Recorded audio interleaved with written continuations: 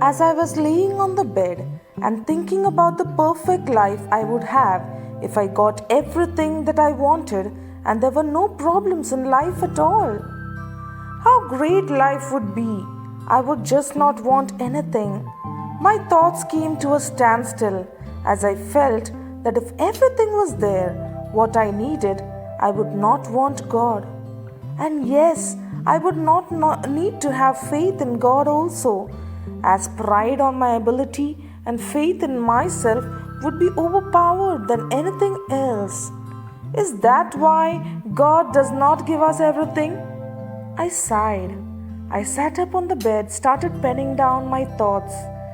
God does not give us things that we need altogether. In the Bible, we see how the Israelites were given manna just for the day and not for the whole year or their whole life. What if God provided for their whole life together? They would just sit idle and again murmur for something else or despise for what God had done. As the saying goes, that the grass is greener always on the other side. Our human want is numerous and it keeps on increasing as and when we get one thing, we feel it was better if we got what others also had. Matthew chapter 6 verses 9 to 13. Pray like this: Our Father in heaven, hallowed be your name. Your kingdom come. Your will be done on earth as it is in heaven. Give us this day our daily bread and forgive us our debts as we also have forgiven our debtors.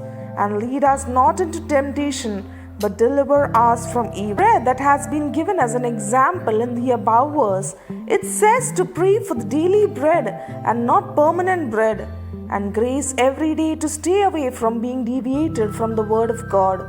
He gives us the grace, strength, and fulfill our daily needs as and when we look up to Him. He does so that we grow in Him and trust Him. Imagine if God had just given all you need together. We would just forget what He had done after a few days of thank you. On the other hand, if we look up to Him in every moment of our life and would see His providence, we would be thankful every day, making us eventually closer to Him and move from having common faith to little faith, and then growing from surprising faith to great faith, eventually to mustard seed faith, and then finally to the most holy faith. We need to go from faith to faith, as through it we will be able to overcome our failures and problems. The peace and the blessed life that comes with having faith in God is what cannot be put into words. There is no other life that you can crave for once you start living your life of faith by trusting the Lord Almighty.